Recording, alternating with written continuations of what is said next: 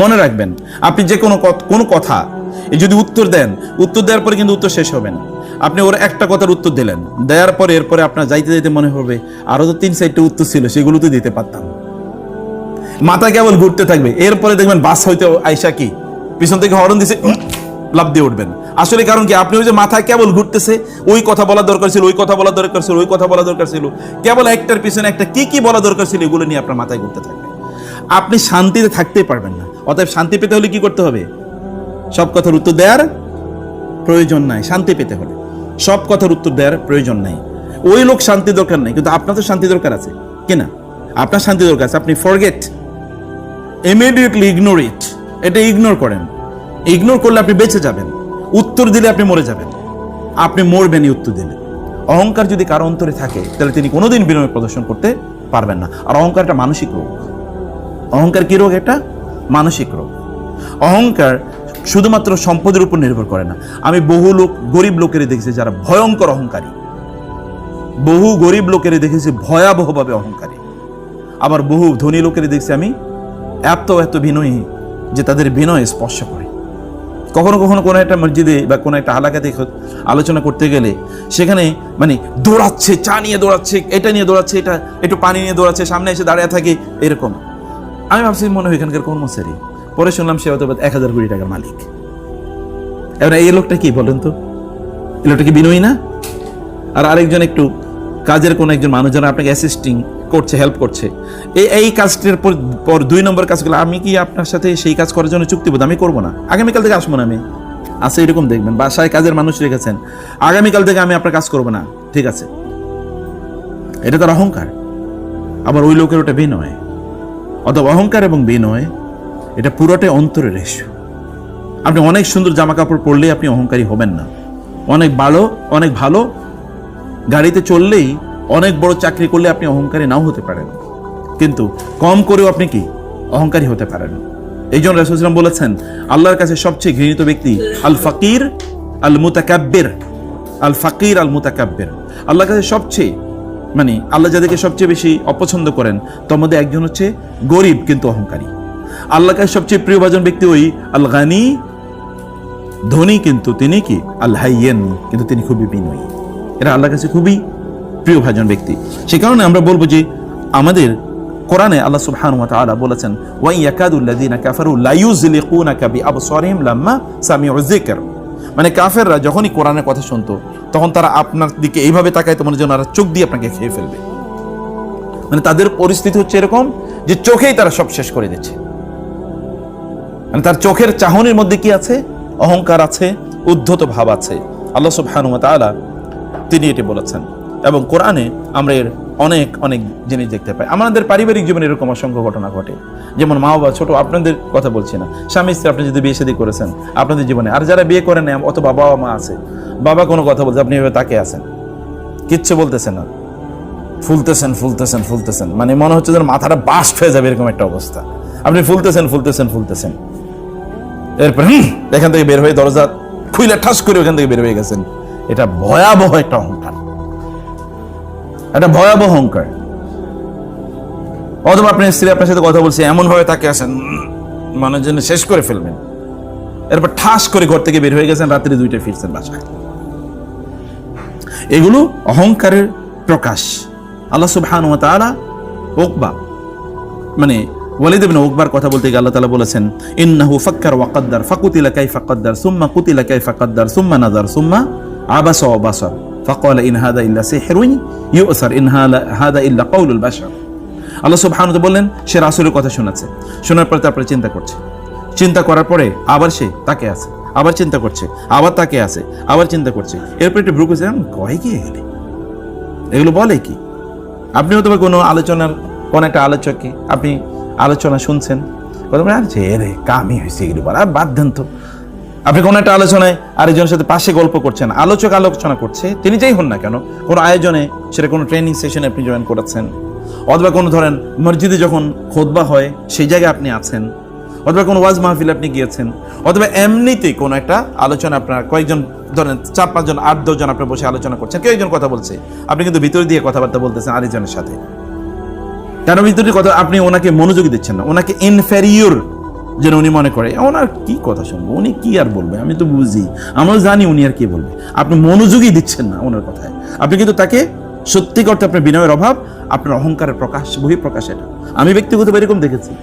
কোথাও আলোচনা করে আমরা করছি বা আলোচনা কেউ একজন করছে, অন্যরা অন্যদিকে মনোযোগ, অথবা ধরেন আপনি বসে বই পড়তেছেন, উনি কিন্তু আলোচনা করতেছে, আপনি কিন্তু বই পড়তেছেন, তার মানে আপনার মনে হয় যে এই লোকের কি আলোচনা শুনে, এটা অহংকারের বহিঃপ্রকাশ। যে ওনার আলোচনা শোনার কি আছে, আমি কি তার চেয়ে কম জানি নাকি? তাই না? এই অহংকারের আরো অসংখ্য ধরনের অহংকারের বহিঃপ্রকাশ আমাদের জীবনে আমরা ঘটে। আপনি যদি পরিবারে অথবা পরিবারের বাইরে কোথাও যদি এইরকম কোন একজন ব্যক্তিকে দেখতে পান যিনি অহংকার করেছেন, আর আপনি যদি সেখানে বিনয় প্রদর্শন করতে পারেন, তাহলে আপনি মনে করবেন যে আপনি আল্লাহ সুবহানাহু ওয়া তাআলার সবচেয়ে প্রিয়ভাজন বান্দাদের অন্তর্ভুক্ত, এবং যে আপনি ইবাদুর রহমানের অন্তর্ভুক্ত। তার মানে আপনি স্পেশাল রহমত পাবেন কার পক্ষ থেকে? আল্লাহ সুবহানাহুর পক্ষ থেকে। আপনি বিনয়টা কেবল ডেভেলপ করেন। দেখেন আল্লাহ 1 নম্বরে বিনয়ের কথা কেন বলেছেন? কারণ বিনয়ী ব্যক্তি শুধুমাত্র কি তিনি অনুগত থাকতে পারেন, বিনয়ী ব্যক্তি কেবলমাত্র তার কাজটি করতে পারেন, বিনয়ী ব্যক্তি কেবল ফোকাস থাকতে পারেন, বিনয়ী ব্যক্তি কেবলমাত্র স্তর থেকে আরেক স্তরে উন্নীত হন। মনে রাখবেন, কেউ আপনাকে রাগান্বিত করেছে, আপনি খুবই রাগান্বিত তিনি করছেন আপনাকে, তারপরে যে আপনি সেখানে বিনয় প্রদর্শন করতে পারেন। আল্লাহ তাআলা বলেছেন মান তাওয়াদা লিল্লাহি রাফাআহু। রাসূল সাল্লাল্লাহু আলাইহি ওয়াসাল্লাম বলেছেন, কেউ যদি বিনয় প্রদর্শন করে আল্লাহ সন্তুষ্টির জন্য, আল্লাহ তাআলা তার মাথাটাকে উঁচু করে দেবেন, আল্লাহ তাআলা তার সম্মান বাড়িয়ে দেবেন। কেউ আপনাকে বলেছে অপমানিত করার জন্য, ও আপনাকে অপমান করার জন্য কথা বলেছে, কিন্তু আপনি সেখানে বিনয় প্রদর্শন করেছেন, এর কারণে আল্লাহ সুবহানাহু ওয়া তাআলা কি করবেন? আপনার সম্মান আল্লাহ সুবহানাহু ওয়া তাআলা বাড়িয়ে দেবেন। কারণ রাসূল সাল্লাল্লাহু আলাইহি ওয়াসাল্লাম বলেছেন রাফাআহুল্লাহ, ও চাইছে আপনার মাথাটা নিচু হোক, কিন্তু আল্লাহ সুবহানাহু ওয়া তাআলা কি করবে? আপনার মাথাটা উঁচু করে দেবেন। সে কারণে বিনয় প্রদর্শন করা এটি খুবই গুরুত্বপূর্ণ। বোনদের জন্য এখানে অনেক বেশি গুরুত্বপূর্ণ। শ্বশুর বাড়িতে আছেন, প্রত্যেকটা কথাই যেন এক একটা করে গুলি মারতেছে, এরকম হয় কিনা আমি জানি না, আপনাদের হয় কিনা। আমার বোন আছে তো, আমার বোন অনেক, 4 জন বোন, এই কারণে আমি এগুলো বেশি ফেল করি, আমি জানি এগুলো। মানে এমন কথাবার্তা বলতেছে, মানে এই পিঠ থেকে ওই পিঠ ছিদ্র করে দেবে। বিশেষ করে যদি ননদরা যদি থাকে আর যদি দুষ্ট হয়, তাহলে তো আর কোনো কথাই নাই, তাহলে তো পুরো জীবনটাকে জাহান্নাম বানিয়ে ফেলবে। এমন অনেক জায়গায় এরকম হয়, সেই জায়গায় আপনি থেকে বিনয় প্রদর্শন করতে হবে। উদ্ধত অহংকারী, আমি কি তোমার চেয়ে কম বুঝি, আমার বাপ কি তোমার চেয়ে কম বড় চাকরি করে বা কম টাকা পয়সা আছে, এরকম অহংকার। আবার মেয়েরা যদি এরকম হয়, কোনো স্ত্রী তিনি অনেক বড় লোকের মেয়ে, তাহলে তো স্বামীরে আর মানুষই মনে করে না। এটা কি কোনো মানুষ নাকি কে জানে, এটা তো অন্য কোনো প্রাণী। অথবা কলা গাছ, একটা কলা গাছের বিয়ে করলাম আর কি, এরকম কথাবার্তা তারা মাঝে মাঝে, একটা কলা গাছের বিয়ে করছে, জীবনটা তো শেষ আমার। এটা সবগুলো বিনয়ের বিপরীত কাজ। অথবা আপনি আল্লাহওয়ালা হতে চাইলে আপনাকে সত্যিকার অর্থে আপনাকে বিনয় প্রদর্শন করতে হবে। এবং এরপর আল্লাহ সুবহানাহু ওয়া তাআলা বললেন ওয়াইদা, 2 নম্বর গুণ। 1 নম্বর গুণ কি বলেছি তাহলে বলেন তো? কোরআন আল্লাহ কি বললেন? বিনয়। 2 নম্বর হচ্ছে ওয়াইদা খাতাবাহুমুল জাহিলুনা ক্বালু সালামা। যখন মূর্খ লোকেরা তাদেরকে কোনো কথা বলে, তখন তারা সেখানে বলে সালাম। মানে কি? হোয়াট ডাজ ইট মিন? জাহেল মানে কি? মূর্খ। মূর্খ মানে কি? মূর্খ মানে কি? মূর্খ মানে হচ্ছে না, মূর্খ মানে হচ্ছে যার কোনো জ্ঞান নাই, এরকম বিষয় না। কিন্তু মূর্খ মানে হচ্ছে তার কোনো জ্ঞান নাই, এরকম না। মূর্খ মানে হচ্ছে উত্তেজিত না হওয়া। যেমন আপনি হাদিসে দেখবেন রাসূলুল্লাহ সাল্লাল্লাহু আলাইহি ওয়াসাল্লাম বলেছেন, কোন একজন ব্যক্তি যিনি রোজা রাখেন, যদি ফাইন কাতালাহু আহাদুন আও জাহালাহু, কেউ যদি তার সাথে মারামারি করতে আসে অথবা তার সাথে উগ্র আচরণ করে, অতএব জাহালাত মানে হচ্ছে উগ্র আচরণ করা।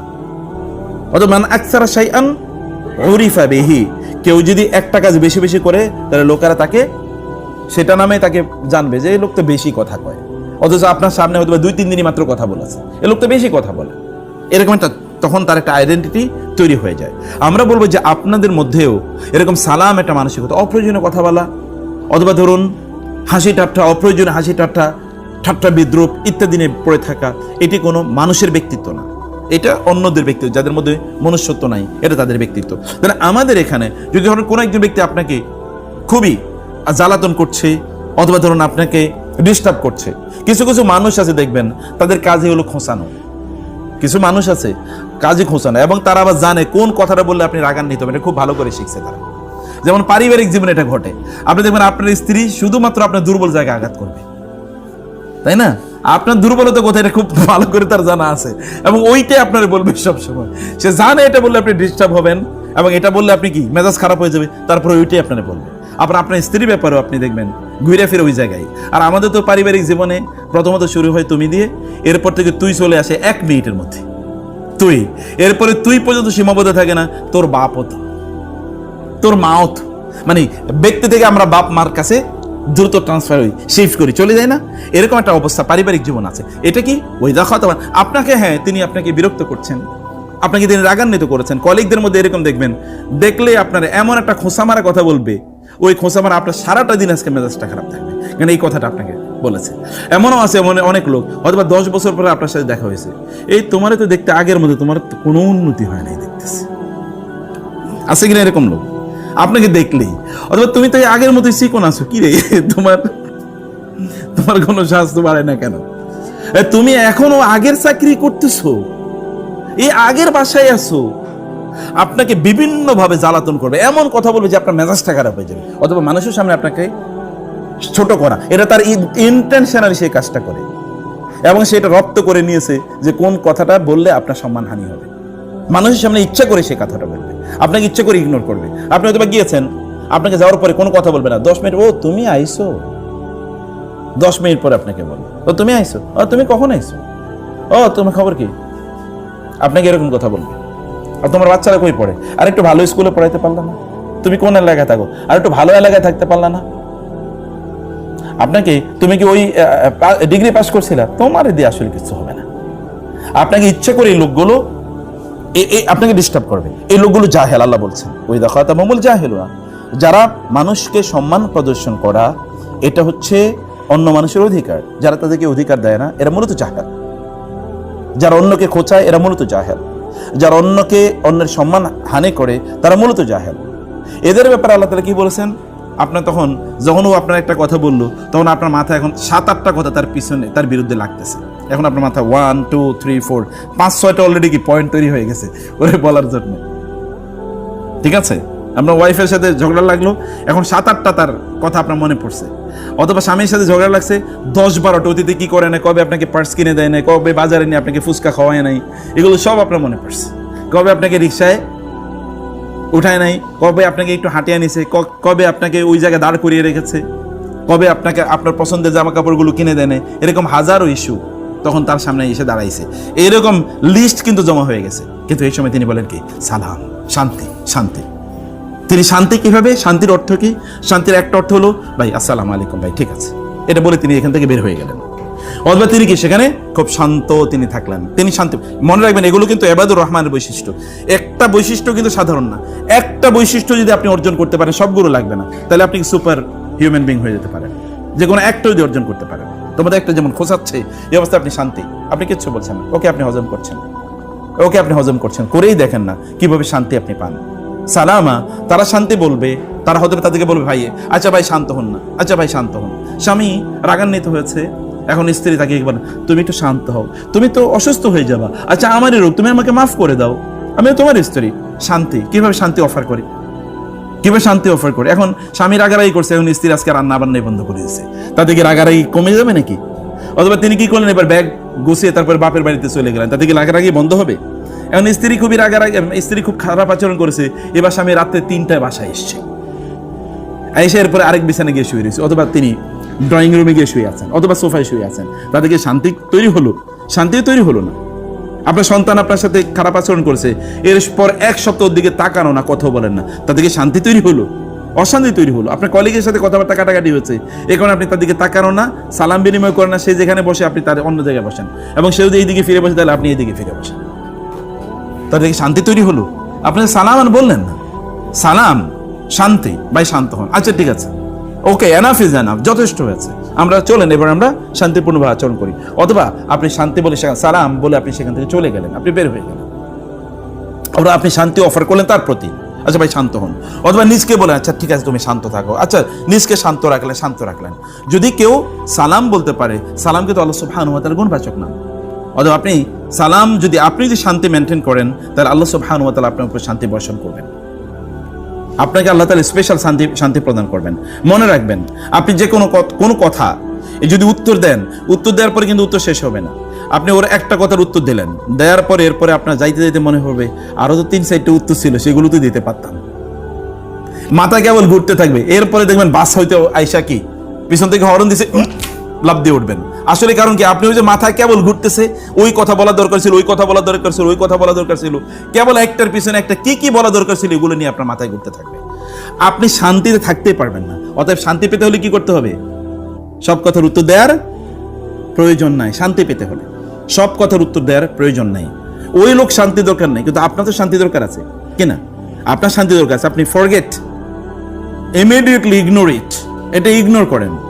ইগনোর করলে আপনি বেঁচে যাবেন, উত্তর দিলে আপনি মরে যাবেন। আপনি মরবেনই উত্তর দিলে।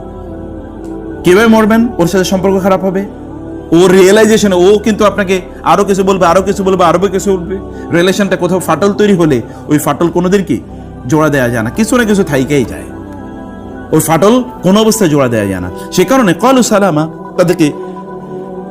তারা শান্তিপূর্ণভাবে তারা তাদের কাজগুলো করে, তারা বিতর্ক তারা এড়িয়ে চলে।